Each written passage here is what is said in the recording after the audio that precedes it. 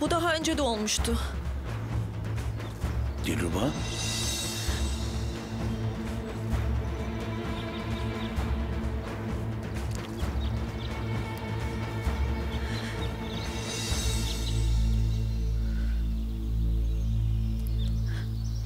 Dilruba mı dedin?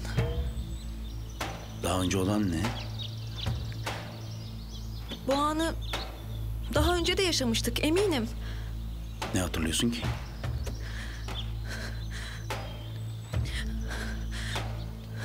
Yaprak gibi titriyorsun. Gel otur şöyle ha.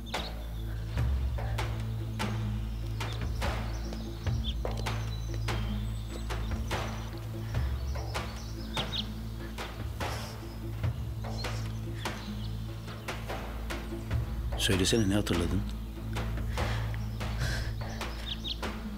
Bir an. Senin yüzümün yanında gördüğüm bir an. Daha önce de olmuştu sanki.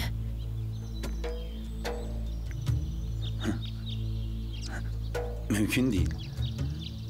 Biz seninle daha önce karşılaşmadık ki. Ama... Nerede yaşadık bu anı? Ha? Nasıl? Yaşamadık çünkü. Sen beni hatırlasan, ben seni hatırlamaz mıyım? Seninle bir kere karşılaşanın seni unutması mümkün mü?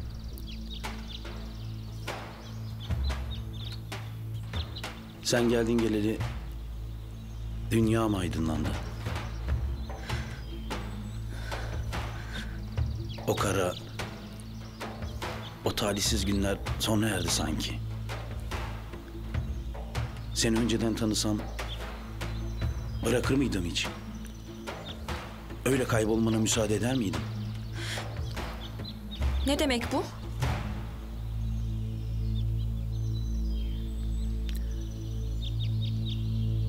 Bu evde kimsenin bilmediği bir şey anlatacağım sana.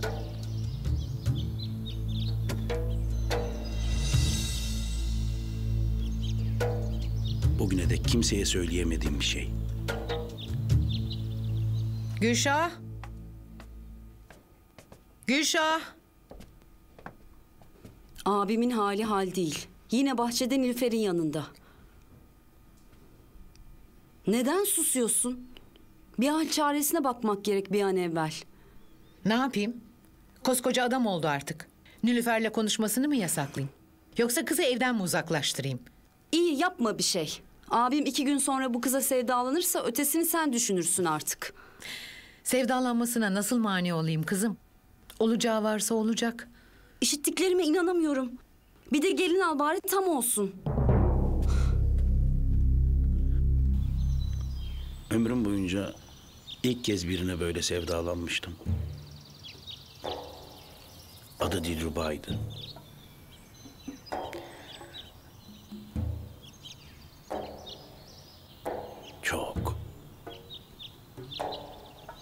Çok güzeldi.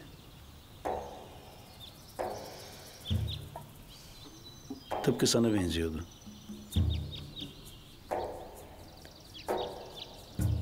Bana mı?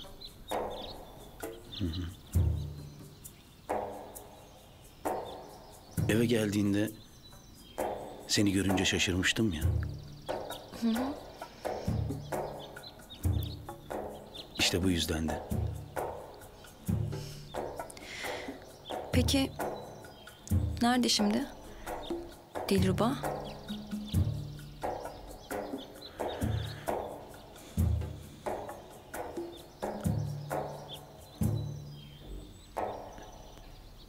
Vefat etti. Çok yazık. Başın sağ olsun. O öldükten sonra bir daha toparlayamam sandım. Dünya zindan olmuştu. Sonra sen geldin. Belki tavırlarım seni tedirgin etti. Ama bu sebepten de işte.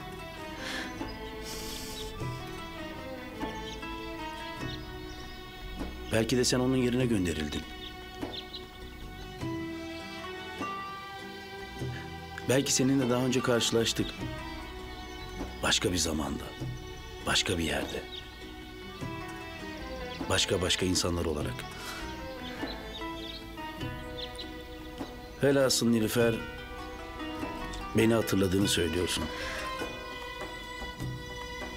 Belki de tanışıklığımız kalu beladan.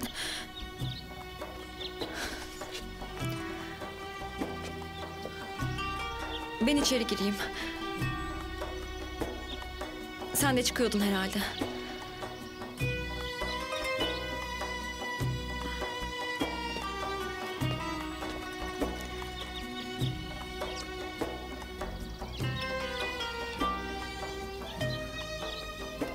Sevdiğin kız için çok üzüldüm.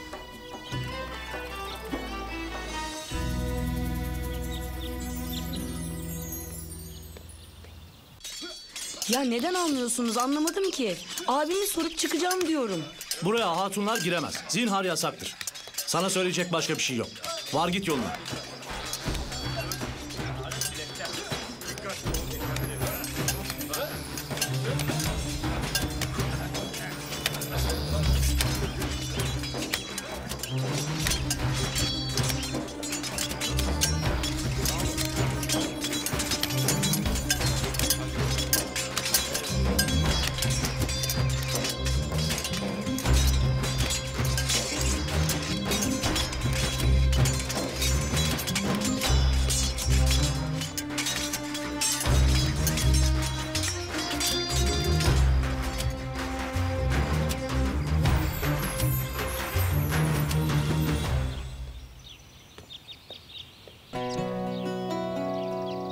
Müsaadenizle. Tabii. Hoş geldin evladım. Hoş bulduk.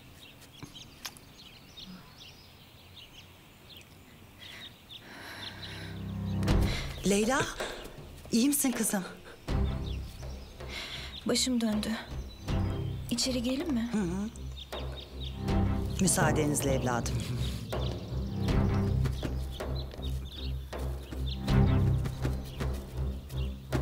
Gel kızım.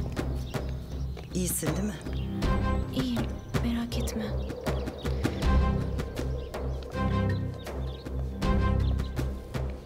Bunu gidin. Al kardeşim. Kolay gele. Eyvallah, selametle. Selametle. Selamun aleyküm. Aleyküm selam. Neredesin be kardeşim? Vakit öğleyi geçti. Öldüm meraktan. Bugün keyfim öyle istedi. Kız ne oldu? Hallettin mi? Hadi bir kahve söyle de içelim. Bak, şu İhsan Usta'nın çırağı da geldi. Seni sordu yine. Gelsin. Ziyanı yok. Sen ne tasasız adamsın ya. Başında kaç türlü bela var. Nasıl bu kadar rahat oluyorsun? Yeter be Hülasa. Yeter.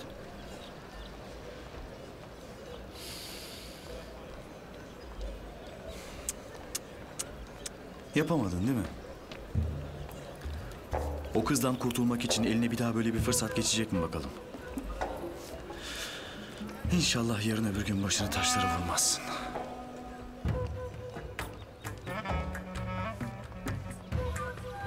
Kızdan kurtulmak istemiyorum.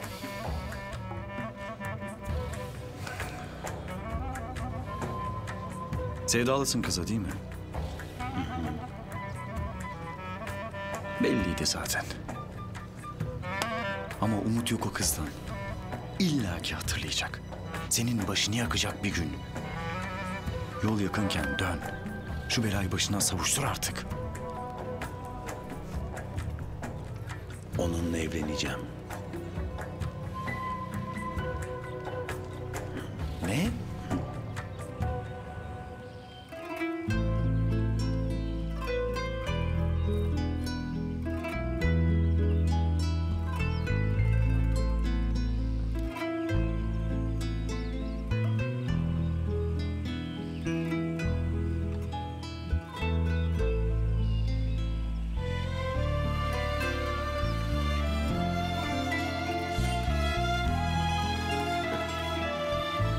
Ben senin için yaşadım. Sen benim için öldün.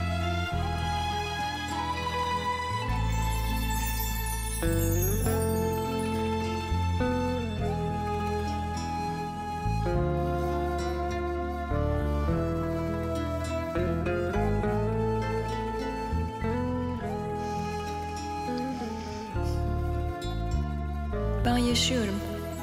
Ben varım. Biliyorum. Bir yerlerde anılıyor adım. Biliyorum. Yolumu bir gözleyen, beni bir bekleyen var. Şimdi her şey geri gelse. Şimdi hatırlasam kendimi. Seni.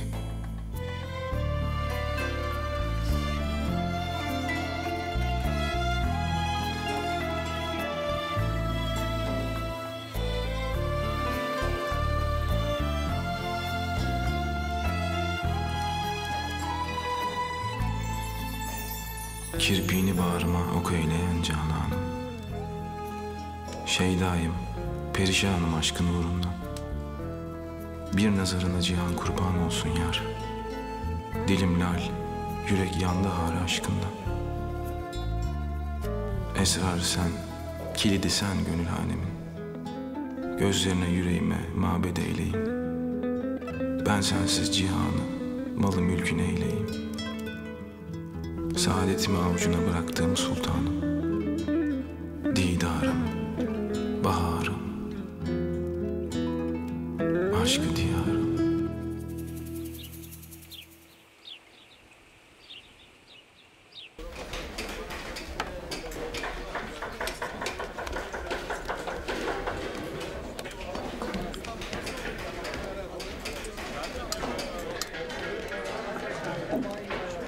İyice temizle onları. Kapıları da güzelce böyle yerleştir bakayım. Tamam usta. Güzelce sil, toz kaldı. Ahmet hoş geldin. Tamam sen merak etme. Hoş bulduk. Kolay gelsin ustam. Eyvallah oğlum, hoş geldin.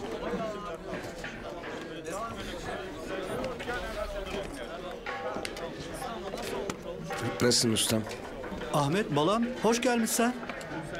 Sen nasılsın? Ben iyiyim. İyiyim. Ustam ben sana yardım edeyim. Söyle bir şey yapayım. Balam sen çalışacaksın. Soğan mı kavuracağız? Ben ateşi yakayım ustam. Ya da soğanları keseyim ustam. Hı? Ne yemek yapacağız bugün? Balam madem sen çalışacaksın, kasaptan kuşbaşı etleri kap da gel o zaman. Tamam ustam.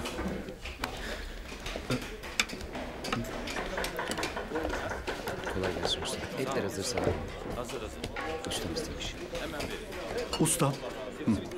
Ahmet gelipti. Tuhaf bir halları vardı. Aşa yardım edeyim. Sonra soğan kavurayım diye hoş durup durar. Nerede şimdi?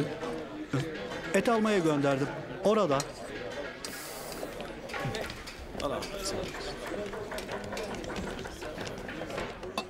Ustam. Ahmet. Hayırdır oğlum bu vakitte? Ustam ben çalışıyorum ben. Yani yardım ediyorum.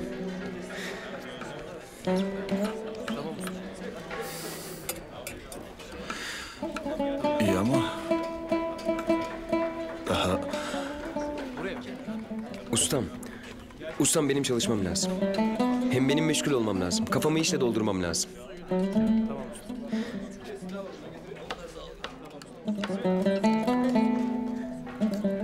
Peki öyleyse.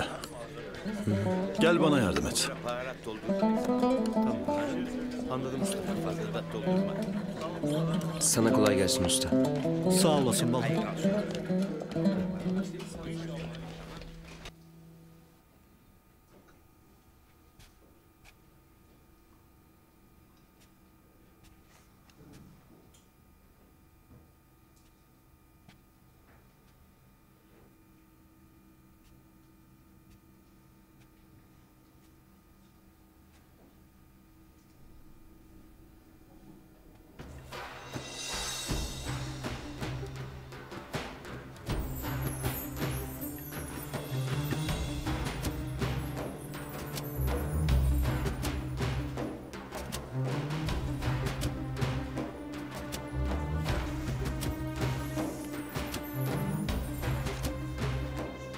Gözlerini yüreğime mabed eyleyeyim. Ben sensiz cihanın malı mülkü neyleyim. Saadetimi avucuna bıraktığım sultanım. Didarım, baharım, aşkı diyarım.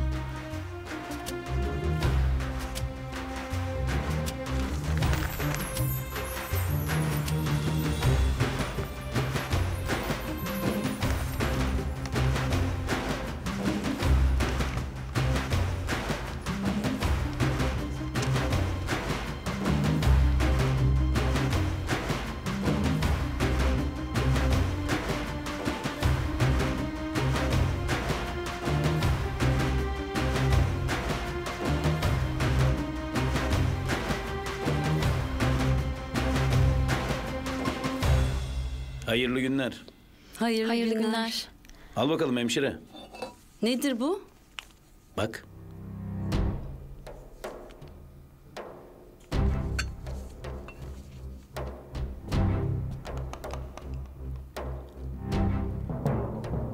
Hayırlı günler. Sana da hayırlı günler biraderim. Ferhat'ın kapısının önünde buldum. Herhalde sana yazmıştır diye düşündüm.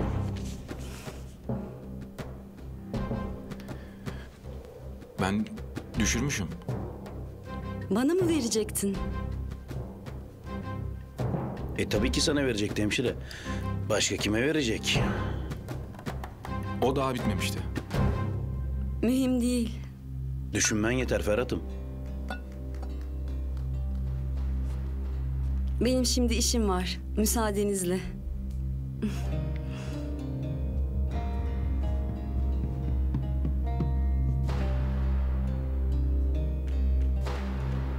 Müsaadenizle.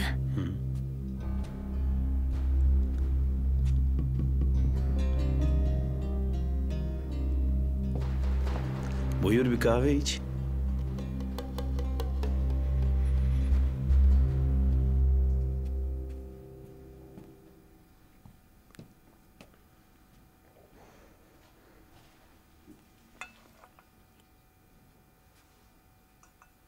Dün gelir gelmez odana çekildin, soramadım. Ne yaptın abini arama işini? Beni içeri almadılar. Kadınlar giremezmiş oraya. Ocağa mı gittin sen? Hı hı. Kızım, madem ocağa gideceksin Ahmet'le git. O yardım etsin sana. Ahmet'le konuşmuyorum ben. İstemiyorum onun yardımını.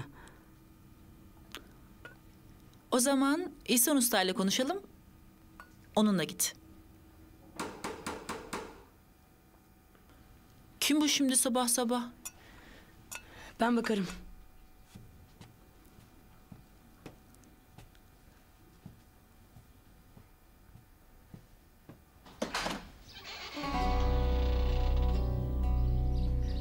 Buyurun. Yanlış mı geldim acaba? Gülseren Hanım'ın evi değil mi? Evet. Kendi evde mi? Buyurun içeride.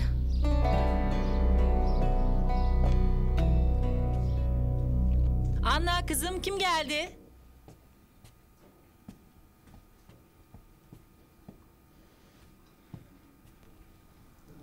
Hatice Hanım. Hoş geldin.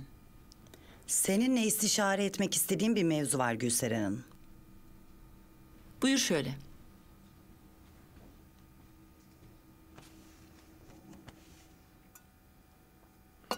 Bir kahve yapayım sana. Lüzum yok. Uzun kalmayacağım. Konuşup gideceğim. Hayırdır inşallah.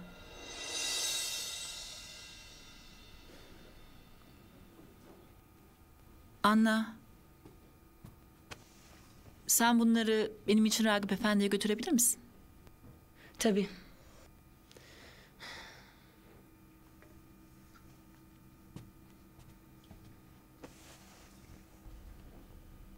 Hanım kız kimdir? Bir müddet benimle kalacak. Ecnebi zannımca. Anla dediğinize göre. Sen niçin teşrif etmiştin? Merakta kaldım. Kızım için buradayım. Leyla için mi? Evet. Hiç istemezdim ama buraya gelmeye mecbur kaldım. Oğlunla kafi derecede konuştuğumu düşünüyordum. Ama görüyorum ki faydası olmamış. Emin'in bir kusuru mu oldu? Onun en büyük kusuru denge olmayan kızıma tutulmak. Hatice Hanım. Hiç ağız dalışına girmeyelim. Herkese evladı kıymetli. Sözü uzatmadan mevzuya gireyim. Tüm ikazlarıma rağmen oğlun hala evimizin çevresinde dolaşıyor. Biliyorsun, Leyla'yı Evliyazadelerin oğluyla evlendiriyoruz. Emin'in bu uygunsuz geliş gidişleri yüzünden ailemize laf gelecek. Hatice Hanım, çocuklar birbirini seviyor. Evladım kıymetli diyorsun. Bak, kızın oğluma sevdalı diye üzüntüsünden yataklara düştü. Madem evladına kıymet veriyorsun, onu sevdiğine ver. Çocuklara yok yere eziyet çektirme. Zinhar olmaz. Ben buraya senden öğüt almaya gelmedim Gülseren Hanım. Oğlun üstüne geldikçe kızım da ondan vazgeçmiyor. Emin delikanlı oğlan. Ben nasıl mani olayım onun sevmesine? Sen onun annesisin. Oğlunu kızımdan vazgeçir. Ben de ne müşkülüm varsa halledeyim. Benim bir müşkülüm yok. Boşuna çırpınma. Çok borcum var biliyorum. Evini kaybedeceksin. Borcunu ben öderim. Ne kadar olduğu mühim değil. Yeter ki sen oğlunu vazgeçir.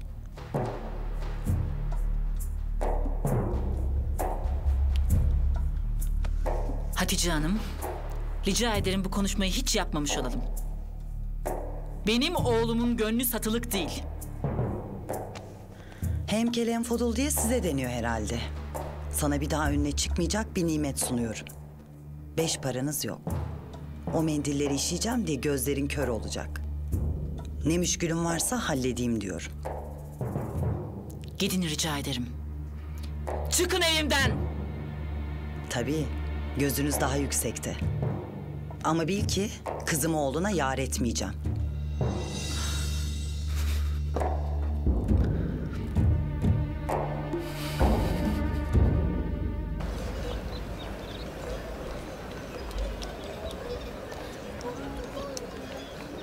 Buyurun. Hayırlı günler. Hayırlı günler.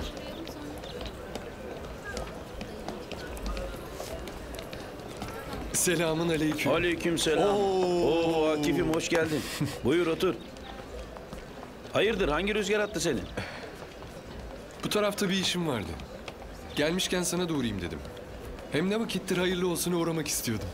İyi yaptın. Sana ne ikram edelim? Bize kahve söyle Hülasa. Akif'im sade sever. Özlemişim seni Sermet. Yerimiz belli, yurdumuz belli. Uğramıyorsun ki. Akşamları muhabbete de gelmiyorsun. Biliyorsun tahsil durumları. Ama artık daha sık görüşeceğiz. Buradayım bundan sonra. Görüşelim tabii. Ferhat nasıl? İyidir iyi.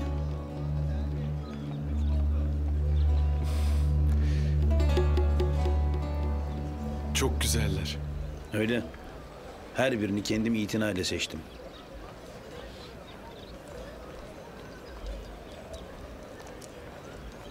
Bu çok güzelmiş.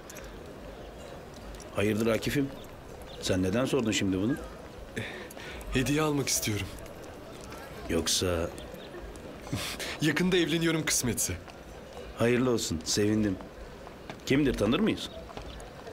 Rasim Efendi'nin kızı Leyla. Allah mesut etsin. Çok sevindim kardeşim. Darısı başına. İnşallah. İnşallah.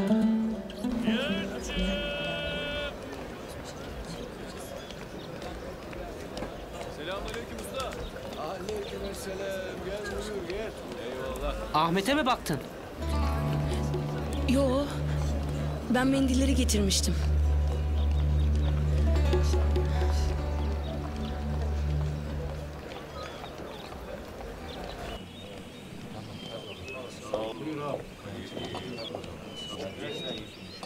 Selamun aleyküm.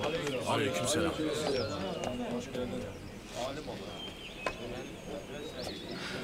Ne yaptın, kardeşinden bir iz bulabildin mi? Bulamadım. Birkaç yere haber bıraktım işte. Ben de söylediğim gibi 2-3 çocuğa haber gönderdim. Borya diye birini soran olursa haber verecekler. Borya mı? Evet.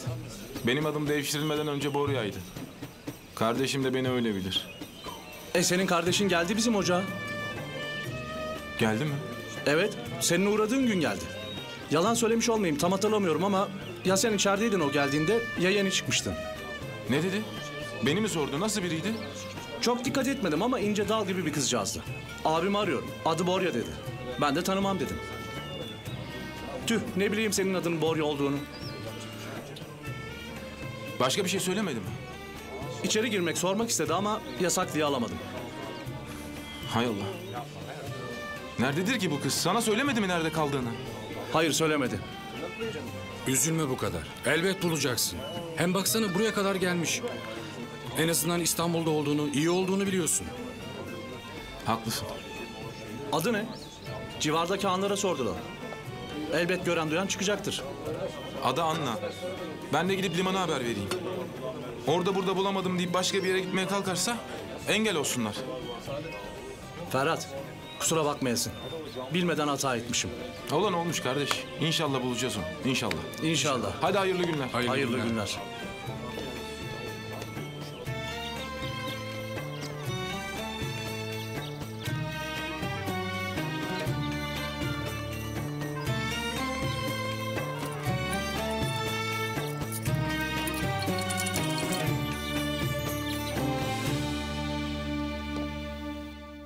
Gözlerini yüreğime mabet eyleyim. Ben sensiz cihanı, malı mülkü neyleyim? Saadetimi avucuna bıraktığım sultanım. Didarım, baharım, aşkı diyarım. Ben sana demedim mi? Başkasını meyletmez Ferhat. Seni seviyor. Gönlünü ferah tut diye. Günahını aldım bak. Çok güzel yazmış. Belli ki seni çok seviyor. Sevecek tabii. Güzellik onda. Edep ayağı onda. Böyle görgülü, saygılı biri her kula nasip olmaz. Maşallah. Allah tamamını erdirsin. Sağ ol. Darısı başına. Belki bir gün sana da böylesine şiir yazacak kadar aşık birileri çıkar. Sanmam. Neden öyle dedin şimdi? Sen de oldukça güzelsin. Meftun olan çok olmuştur sana da. Sen hatırlamıyorsun. Belki. Kusuruma bakma, ben öyle demek istemedim. Yani seni de sevecek, metiyeler düzecek birileri olacak elbet. Mühim değil.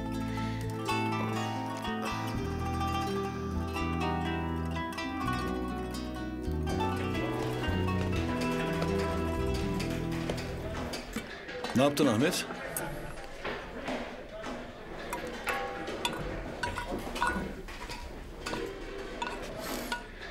Şekeri unutmadın değil mi evladım?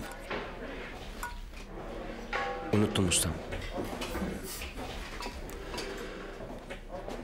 Zararı yok. Patateslerle birlikte ekleriz. Şekeri mühimdir bu yemeğin. Ne acısı eksik olacak, ne tatlısı. Hayat gibi.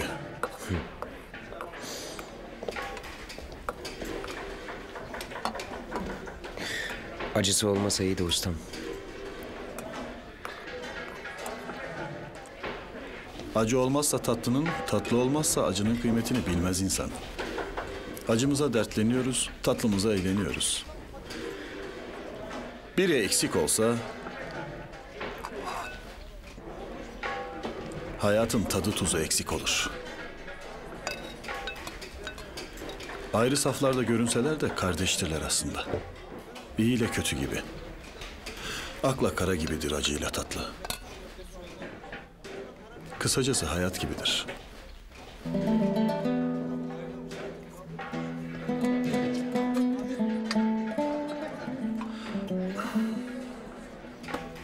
Şu kabağın içini yağla tuzla evladım.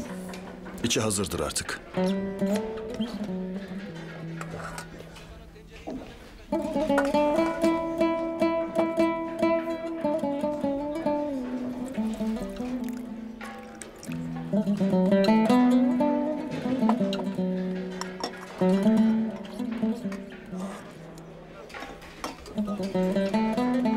Doldur bakalım şimdi. Acısını tatlısını harmanlayalım şu hayatın.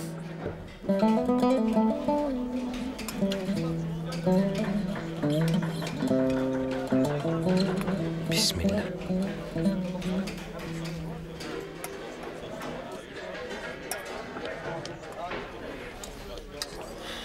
Emin. Hadi ulanma. Geçti. Dalmışım ustam.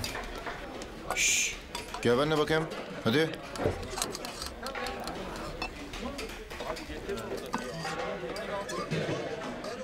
Neyin var senin? He? Ne bu dargınlık? Aklın başında değil sanki. Dert bir tane değil ki ustam. Şşş. Sevdalı mısın? He? Anlat bakayım. Belki derdine bir çare buluruz. O da var. Mesele biraz karışık.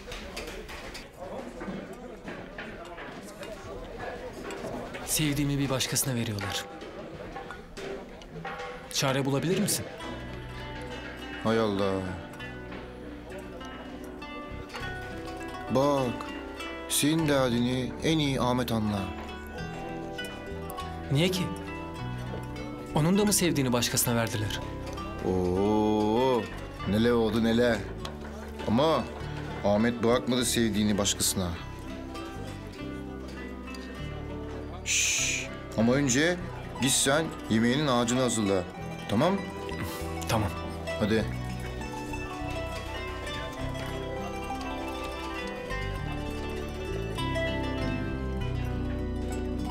Emin bizi gördü.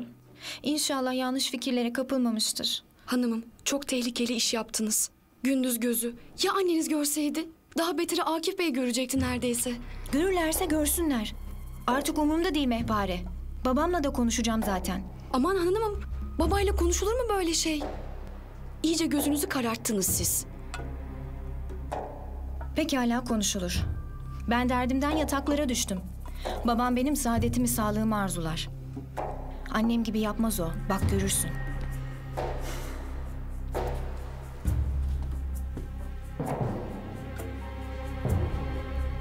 Buyurun hanımım. Maşallah. Bayağı toparladın. Sabahtan beri yoktun. Nereye gittin? Bırak şimdi bunları. Letafet Hanımlarla konuştum. İyileşiyorsun maşallah. Haftaya söz keselim diyoruz. Olmaz. İstemiyorum diyorum. Niye ısrar ediyorsunuz? Bedbah olmamı mı arzu ediyorsunuz yoksa? Bilakis ben senin mutlu olman için uğraşıyorum. O zaman Akif Bey'in ailesine bu işin olmayacağını söyleyin. Bu fikri kafandan at. Akif'ten iyisini mi bulacaksın? Ben Emin'le evlenmek istiyorum. Babamla da konuşacağım. Bu izdivacı istemediğimi söyleyeceğim ona. Canı yansın istemiyordum ama beni buna mecbur bırakıyorsun. Babanla konuşursan boşa vakit harcamış olursun. Ne demek bu? Sen Emin'le evlenmek istiyorum diyorsun. Onun için yataklara düşüyorsun. Ama o başkasına söz vermiş. Olmaz. Yapmaz öyle şey Emin. Gözlerimle gördüm. Kızı eve almışlar. Güzelce bir kız. Yanlarında kalıyor.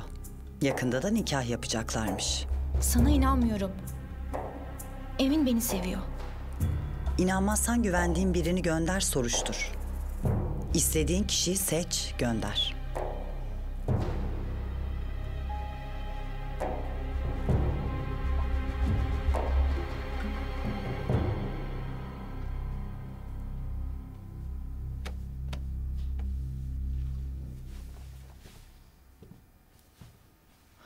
Anna, ödümü kopardın. Emin geldi sandım. Ne yapıyorsun? Ne yapayım, eşya topluyorum işte. Artık Emine de söyleyeceğim bu gece. Toplama. Lüzum kalmadı.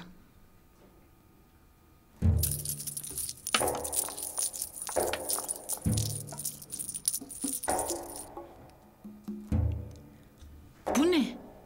Yeter mi bilmem ama çok akçe var burada. Hemen götürüp adama verelim. Eksiği de kalırsa artık onu da yarın toplarız. Sen bu kadar akçeyi nereden buldun?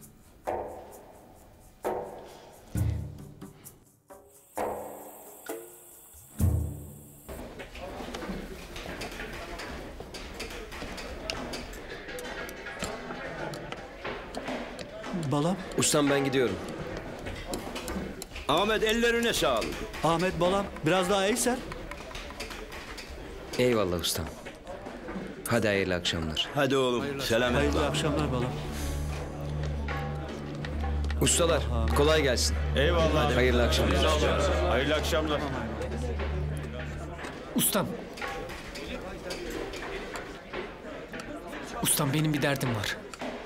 Yardımın lazım. Nurullah ustam beni en iyi senin anlayacağını söyledi.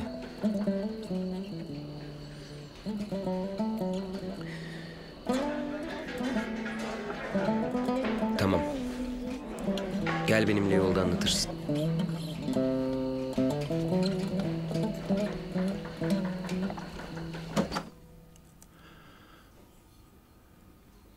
Bir gün daha gitti ömrümüzden Emin. Vakit hızla geçiyor İhsan.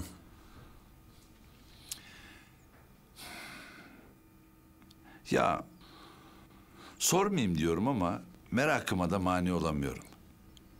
Bir derdin var senin. Anlat bakalım. Belki derman oluruz.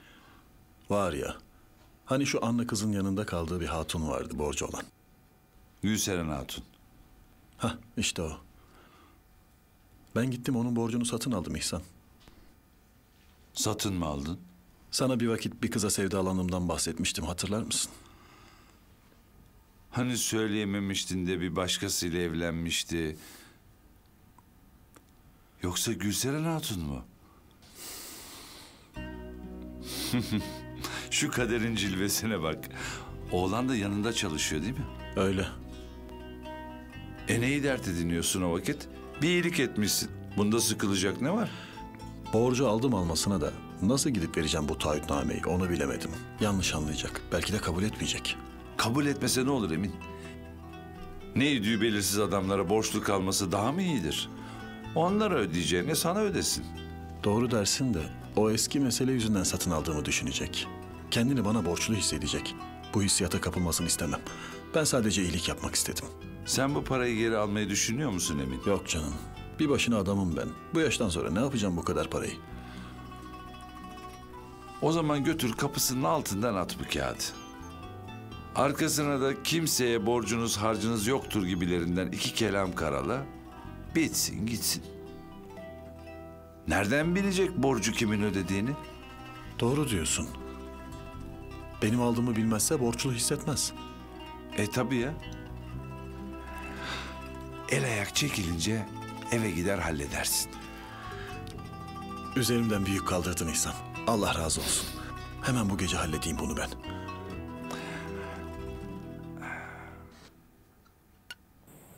Derdinden yataklara düştüğüne göre o da sana sevdalı. Öyle. Ama dün beni çağırdığında o sözlenici adam da vardı. Kalbini karartma. Belki tevafuk olmuştur. Peki ustam sen ne yapmıştın? Yani senin sevdiğini Paşazade'ye istediklerinde? Ben karşısına çıktım. Yolumdan çekil dedim. Çekildi mi peki? Çekildi. Hayırlı akşamlar. Hayırlı akşamlar. Hayırlı akşamlar. Emin değil mi o Ahmet'in yanındaki? O da. Ustaya bir anlatalım. Burada ne iş var bu O da saatte? orada Hayırdır ister. inşallah. Hadi bakalım. Hayırlı akşamlar ustam. Sana da hayırlı akşamlar oğlum. Hayırlı akşamlar. Emin, sen eve gitmedin mi evladım? Ben çağırdım. Yarenlik etsin diye. Biz de kahveye geçiyoruz. Hadi konuşuruz orada. Hadi bakalım. Ustam.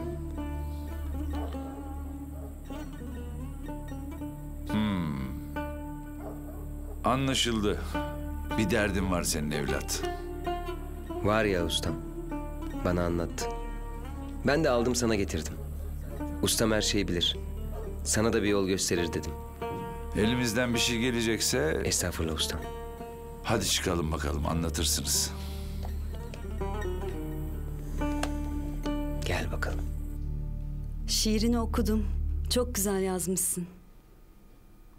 Bu meziyetinden bir haberdim. Ne yaptın bugün? Anne buradaymış. Onu buldun mu yoksa? Yok, bulamadım. Ama İstanbul'da olduğunu öğrendim. O da beni arıyormuş. Bizim ocağa gidip beni sormuş. Söylememişler mi senin burada oturduğunu? Anna beni Borya olarak bilir ya. Borya diye sorunca oradakiler de bilememişler. Hanım diye içeriye de almamışlar. Kızcağız kapıdan dönmüş gitmiş. Bu yakınlarda bir yerlerde o zaman. Nereye sorsak ki? Her yere haber saldım ben. İnşallah bulacağım kardeşimi. Az kaldı. Düğüne kadar bulursun inşallah.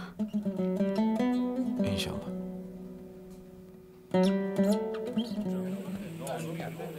Zamanın birinde garip bir bülbül bir güle meftun olmuş. Ama ne meftun olmak. Gül bülbülün bağrının kanından, gözünün yaşından kızardıkça kızarır, gonca gonca açarmış. Bir gün yükseklerden uçan bir kartal bu gülü görmüş bahçede. İlk görüşte vurulmuş gülün güzelliğine. Gelmiş güle derdini açmış. Kartal bu. Göklerin efendisi, kuvvetli, gözü kara. Gül de sevmiş kartalı.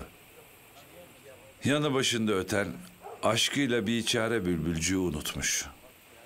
Gitme kal diyen bülbülü duymadan dağların tepesine doğru kartalın ağzında yükselmiş. Gül gidince bülbül harap, perişan, yemez içmez artık ötmez olmuş. Kartal gülü dalından koparınca güzelliği günden güne solmaya başlamış.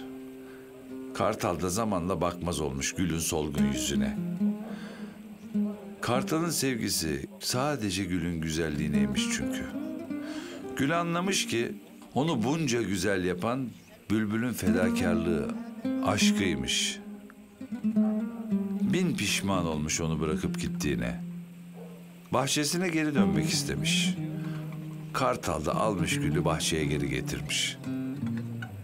Onun döndüğünü gören bülbül renginin solmasına, güzelliğinin gitmesine aldırmamış. Gül tutulmuş toprağa. Bülbül konmuş yanı başına. Eskisi gibi bağrına dikenini saplaya saplaya kanıyla, canıyla beslemiş gülü. Gül güzelleştikçe bülbül zayıflamış. Bitap düşmüş. Çünkü gülü yaşatmak için her zamankinden daha çok vermiş kendi kanından, canından. Bir sabah gül alev gibi al bir gonca olarak açmış. Bir de bakmış ki yanı başındaki küçük bülbül can vermiş.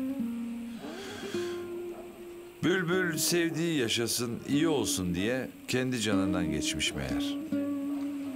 Gül o gün anlamış ki aşk bülbül gönüllülerin işi. Bülbül gibi yanmayacaksan, canından geçmeyeceksen aşk meydanına çıkmayacaksın deyip öyle bir ah etmiş ki kırılmış dalı ve bülbülün yanına düşüvermiş gül goncası.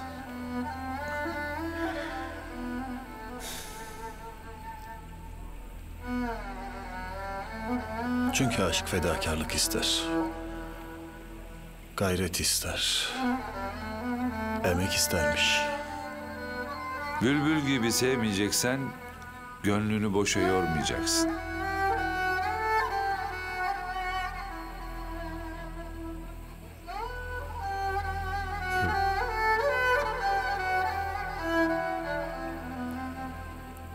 Bana müsaade. Eyvallah. Ustam.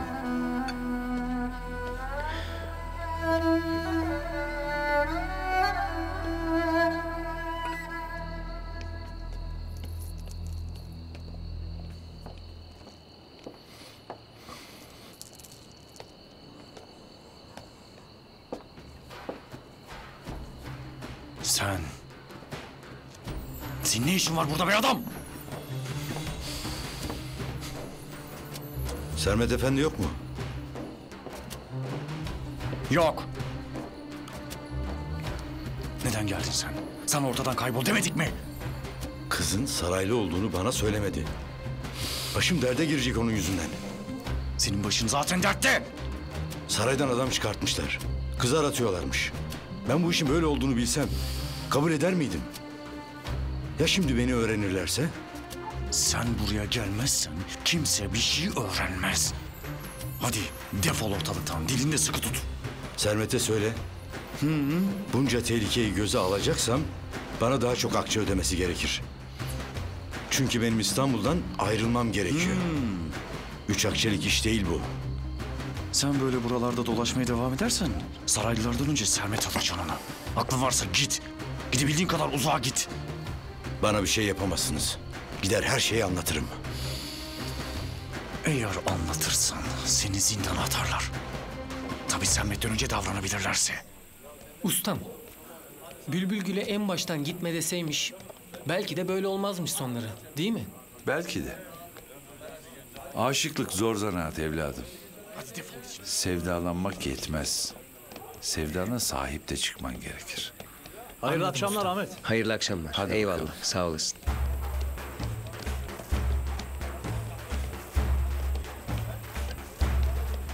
Ustam, benim az işim var. Nereye oğlum? Ahmet! Allah Allah!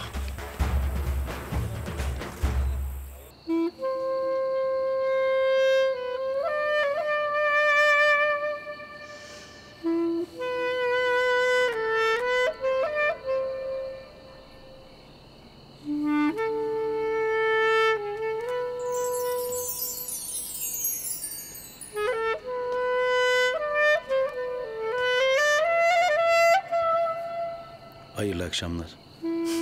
Hayırlı akşamlar. Nilüfer.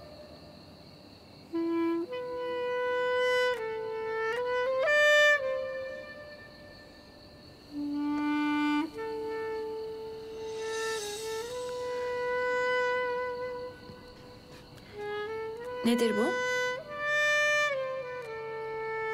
Senin için. Benim için mi?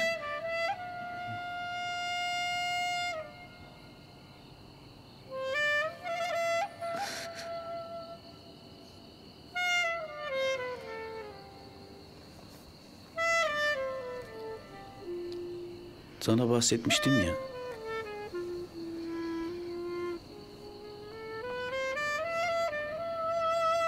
Sevdiğim bir kız vardı. Vefat...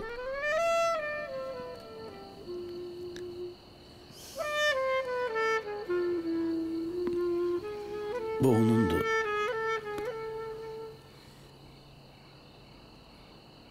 Artık sende kalmasını istiyorum.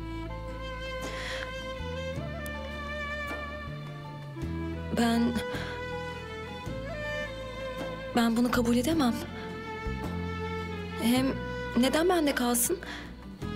Çok kıymetli bir şey olsa gerek. Çünkü bu aynadaki yüzün artık senin yüzün olmasını istiyorum.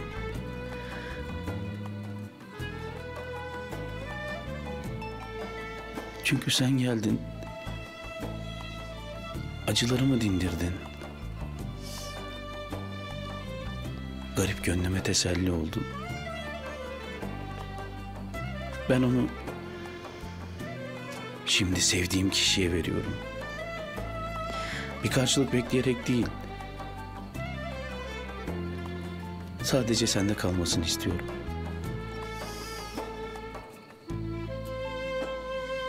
Lütfen. Al.